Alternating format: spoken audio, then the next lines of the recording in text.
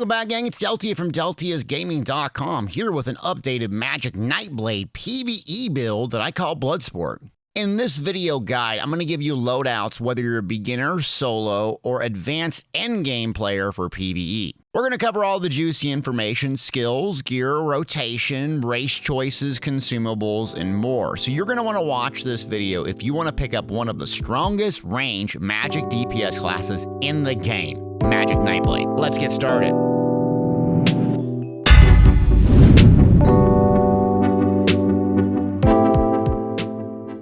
The first thing you need to know is should you play this build. So the Magic Nightblade remains one of the strongest PvE classes in the game. It has unmatched ultimate generation, a main spammable that heals you speed, resource, sustain, and more. In essence, it's very tanky, very fast, and great within the class kit for survival and resource sustain. The cons of this build, in particular the Magic Nightblade, is it can be complex to master. The more you add damage over time or buffs, the harder it is to actually play to its full potential. And top end gear that you might use for endgame is a bit difficult to obtain. But if you're looking for something very, very good, whether you're just starting the game or advanced at endgame that you can play solo in a group at a high level, this is it. So we're going to talk about the skills first, and we're going to cover the bars and what you should use. Typically, you're going to use two fire staffs. Beginners, you're going to want to have a fire on the front and a lightning on the back bar. The reason being is the lightning is just so much easier to rip off a fully charged heavy attack and get resources back. But if you're at endgame, stick to two fire staffs. The fire staff on our front bar is going to be our offensive damage bar. The very first ability here is Merciless Resolve. This really is the bread and butter of the Magic Nightblade. 40 seconds long. You're going to lighten heavy attack and you're going to build up stacks. Once you hit 5 stacks, this ability will change colors and allow you to fire off a very hard hitting ability that deals a lot of damage. The trick to using this is obviously light attack weaving in between your abilities, but coming in close in melee range, because if you do that, it's going to heal you for a large percentage. So you kind of like make sure this procs, you hear a sound, you see the visual indicator, dip into melee range, fire that off, dip back out to range. It will heal you for a lot. Incredible ability. Dark Shade is up next. This is a hard-hitting single target damage over time. I really underestimated just how powerful this was. So it's a dot you're going to want to keep up, but you can flex this out if it's a bit too complicated. The main advantage of this ability is it doesn't require a target to cast, making it really strong in VMA and Vatishram because you can pre-buff with it and then it does the work and lasts for quite a long time. If you're a new player and it sounds complicated doing all these buffs, I'd recommend slotting in something like Camouflage Hunter from the Fighters Guild. Simply slotting this ability is going to give you 3% spell damage along with extra ultimate if you get a killing blow on an enemy. Not to mention if you're playing solo and you crit from the flank and or behind, you're going to get minor berserk, making you do a lot more damage. So Camouflage Hunter if you're wanting something simpler and you're just not able to maintain all the buffs, flex that in. Next up is our AoE ability, Sap Essence. What this is going to do is massive AoE damage. It's going to heal you and your group. So if there's tons of mobs around, you're just going to sap them up and bang, generate a lot of healing. This is where a lot of group utility comes from the Magic Nightblade, this specific skill. This was extremely useful when we were first clearing Veteran Black Rose Prison and we didn't understand the mechanic because I provided a lot of off healing while doing a ton of AoE damage. Not to mention when you use Siphon abilities, you're going to gain ultimate as well. So there's a lot of benefits to using this ability. But if you're doing specifically a solo single target or you're a new player and don't want to have a bunch of other abilities on your bar, you can just slot Inner Light from Mage's Guild, get spell crit on your front bar and increasing your max magic. So you'd have essentially 2 abilities on your front bar that you wouldn't really use that would amplify your damage significantly, making this build a lot simpler and hit a lot harder on your front bar if you didn't need the AoE. Next ability up is Swallow Souls. This is from Siphoning Skill Line. It's our main spammable that I go with because it heals us over time and is very, very good. The upside of this is it heals you and it's 28 meter range. That is incredible. It's a bit hard to weave. The animation's a little bit different, so light attacking, weaving this is something I struggle with just because it's not the same as Crushing Shock or Force Pulse. But I prefer this over something like Elemental Weapons from the Psijic Order. Reason being is the Psijic Order skill is kind of like the opposite in weaving. So it's ability, then light attack, and it's hard to weave, and I don't like sacrificing the healing. But if you want the PvE Trials version, Elemental Weapon could be your main spammable.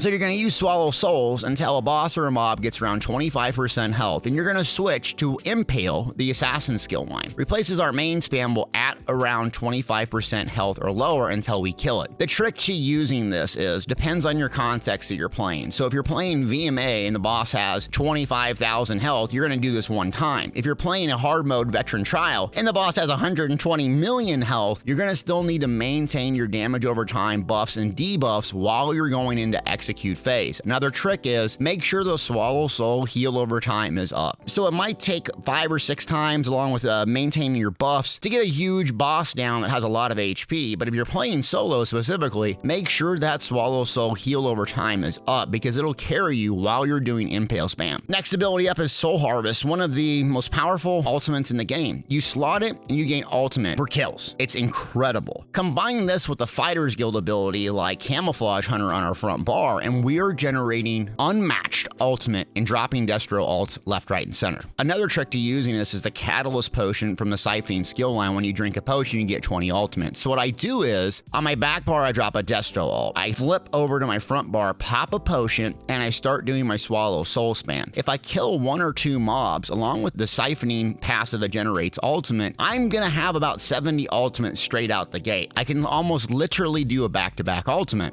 This is very useful because if I hit this low-cost 70 ultimate, I'm going to increase my damage against the mob by 20% for 6 seconds. So doing the back-to-back ultimate trick, if you can pull it off, it will absolutely melt bosses. Next is our back bar, and that's going to be a Fire Staff preferred if you're at endgame. The first ability up is Channeled Acceleration. So this is kind of a flexibility, Psijic order. It's a bit difficult to get, but really what you're going to want here is the minor force buff, however you get that. So this is going to have a very long duration of minor force, increasing our crit damage done. There's an alternative, which is Barb Trap from the Fighters Guild. The downside of using that is you have to be in melee range, and I've died a couple times trying to go into melee, applying it, and let it proc. Not to mention, the duration isn't very long. Another common thing folks do instead of slotting Channeled Acceleration or Barb Trap is use the Medusa's 5-piece. So Medusa's will give that on your front bar at all times, but you're going to lose it on your back bar. So I've decided to kind of go away from Medusa's sometimes and just use Channeled Acceleration if I have the bar space. Next ability up is Siphoning Attacks. This is going to be a resource sustain tool. Light and heavy attacks will heal you. So if you're having this up along with Swallow Souls, your healing per second is staggering. So consider keeping this up at all times. Next ability up is Harness Magic from the Light Armor, and it's just a shield that absorbs damage for 6 seconds. And primarily how you use this is when you take damage and you're reacting. You can also use this preemptively before you go into heavy damage phases, but I'd recommend kind of double barring this if you're a brand new player and you start getting 2 bars, because what happens is a lot of times people struggle with handling pressure, especially if their tank goes down, their healer goes down, and it's too complex to bar swap quickly and they're forgetting which ability to click. To be honest with you, it'd be better having this double barred in the exact same slot than you die. Yes, you'll lose damage, but it's better than dying. So consider putting it on the same ability on both bars and you'll survive a lot longer. Once you learn how to bar swap when the mobs and mechanics are taking place, take it off, add more damage.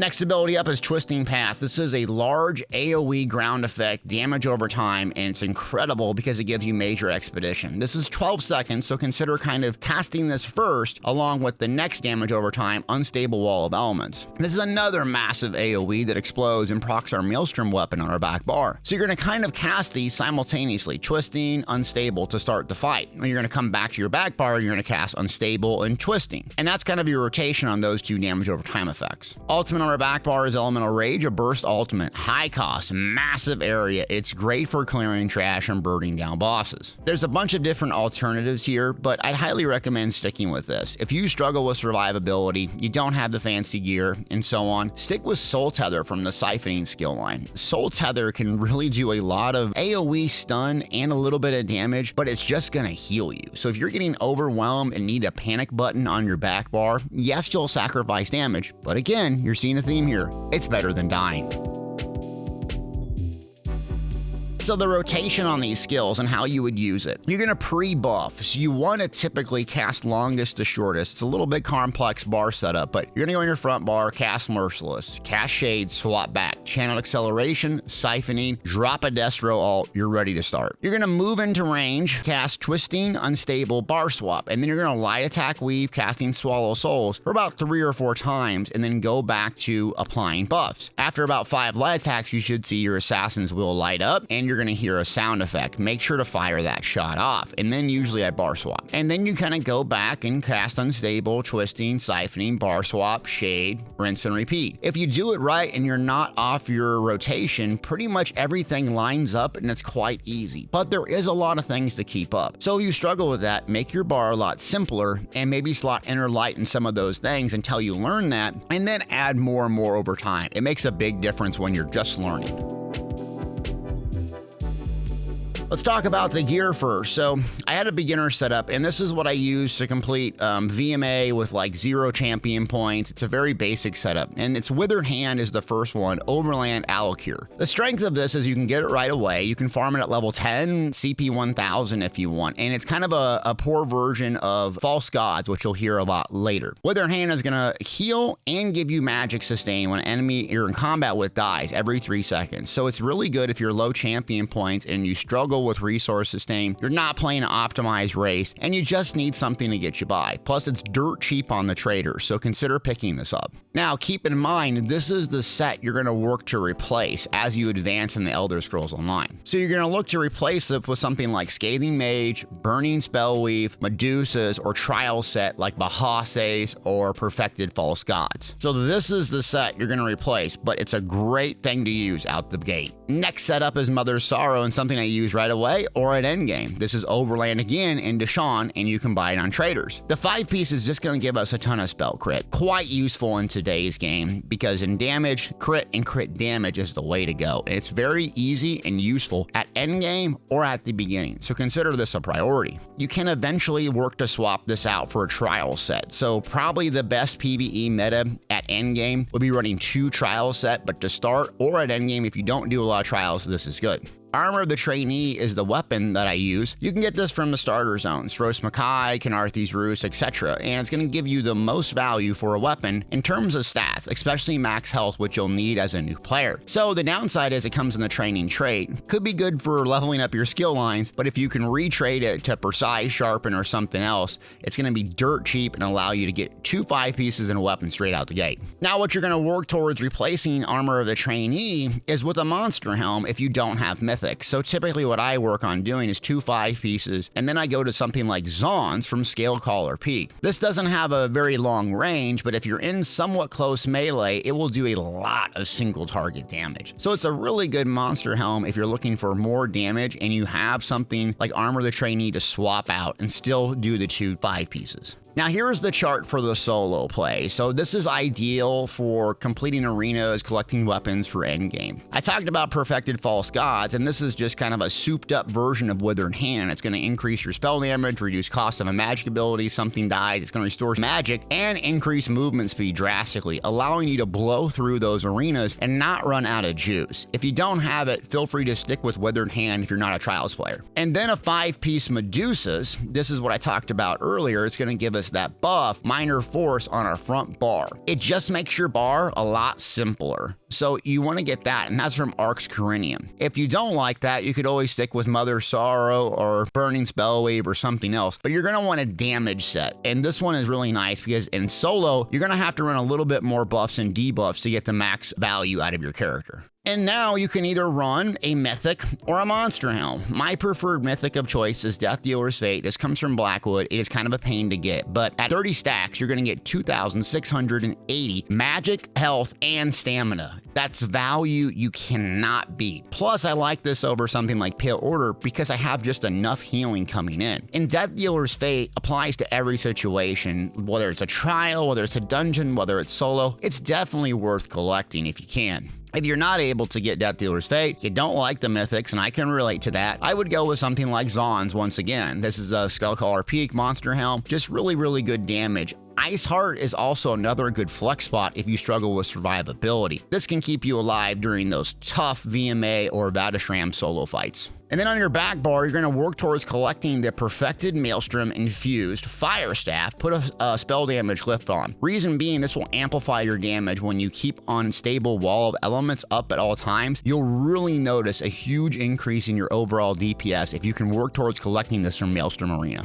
And then the traits, you're typically going to want to run Divines, Magic Glyphs, Fire Enchant on your front bar, and then Bloodthirsty traits on your jewelry if you can, with spell damage and a magic recovery depending on your champion point loadout. And that leaves the one-piece helm. Slime Crawl is the best to go with, and I like the medium. Reason being is Slime Crawl is going to give you the most spell crit for a one-piece. So if you had to have one, this is what I go with. So for the end game, you're probably doing veteran dungeons, you're doing the solo arenas. Now you're typically working on trials and collecting that gear. And so what I've been using is a combination of Mother's Sorrows, because that's easy to get, and I did a lot of Rock Grove and Blackwood trial, and I absolutely love it. One of the sets out of there is Bahasse's Mania, and that's from the Rock Grove trial. It's going to increase your damage done to non-player enemies by up to 15% for your missing max magic. Essentially, if you can run around 10, 15 to 20% max magic at all times, this will outperform almost any 5-piece imaginable. It's quite a high skill cap to get this to actually work right, and timing your build, your potions, your synergies with energy orbs, and so on, but if you can collect it, it will do a lot of damage. I also stick with Death Dealer's Fate and Slime Crawl. The reason I don't go with Harpooner's Kilt is it's very situational. So if you're doing something like a veteran trial with a very coordinated group and you're taking very little direct damage, Harpooner's is fantastic. But if you switch gears and do a veteran dungeon with a pug group and you're taking pressure and you're trying to survive, it's not that effective. So for the way I play and what I like to do is a set and forget loadout, and Death Dealer's Fate is what I stick with. You can go with Mother's Sorrow as your other 5-piece, or you can go with something like Sororia's as well and do 2 trials 5-pieces along with a mythic of your choice and Slime Crawl. This will do fantastic DPS at endgame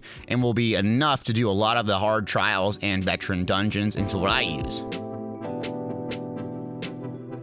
Now let's switch gears and talk about the champion points, and pretty much this is the standard loadout for slottables that a lot of folks run. In the blue warfare tree, we're going to go with Fighting Finesse, Deadly Aim, Master at Arms, and Backstabber. Note Backstabber is the one that I flex in and out. Increase your damage done by 3% per stage against enemies you are flanking. This is not ideal in some solo instances or uncoordinated group. A lot of tanks don't know to turn the boss so their back is facing you, so if that's the case, I slot in Thaumaturge if I'm unreliably getting to the back. Also, the Staving Death passive Preparation is probably your best bet as a new player to stay alive. You have to put 10 points in a quick recovery and 20 into Preparation, reducing damage by 10% by non-player characters. This thing makes a staggering difference in your survivability. Coming from PCNA to leveling up on PCEU now, this is the first thing I took that made a drastic impact in me being able to clear the arenas very easily. Moving on to the fitness tree, Siphoning Spells, Bastion, Boundless Vitality, and Expert Evasion. And then lastly, touching on the green craft tree, Steed's Blessing, Rationer, Liquid Efficiency, and Treasure Hunter.